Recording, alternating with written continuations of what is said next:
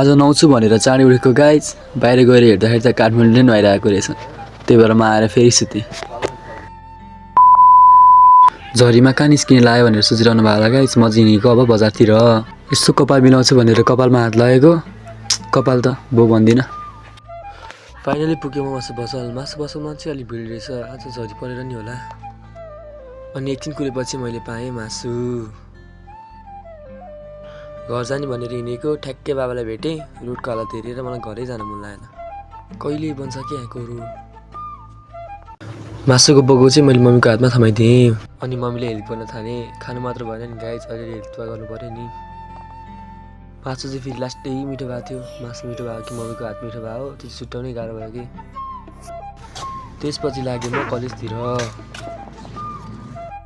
त्यसो चाहिँ हामी सबैजनाले एकछिन रमाइलो गर्दै फोन गर्न थाल्यौँ। कल गरेर भएपछि साथी र म लाग्यौँ अब घरतिर। बाटोबाट भ्यू चाहिँ यस्तो बवाल देख्दो रहेछ गाइज, मनै आनन्द भयो। महानगरको डोजरको प्रवेश यता पनि भएछ। जे भए पनि म लागेँ अब घरतिर।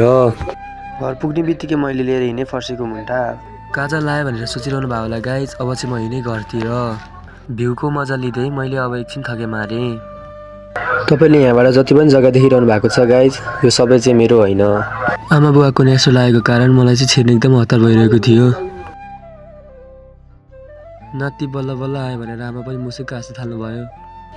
तल बस्ने बानीले होला, माथि घर जाँदाखेरि त मनै कस्तो आनन्द हुने। भ्यू हेर्दै बस्दा त झन् मनै छुने। बुवा चाहिँ फेरि अब कल गर्न लाग्नु भएछ। भाइहरू चाहिँ अब दाइ आउनु भयो भनेर नाच्न थाले। उहाँ चाहिँ फेरि मेरो भान्जी दिदी आइ आइ मात्र भन्नुहुन्छ।